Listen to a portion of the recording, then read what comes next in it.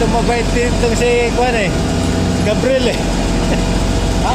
Masyado rin mabait. Inutusan natin, sumunod naman.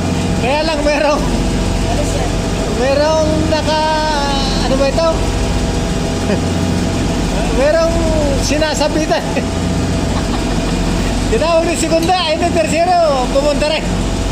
Kasi sinabi ko, handa mo yung gamit. O kaya nga, nakita siya ni tercero, pinutusan din. Sumunod din.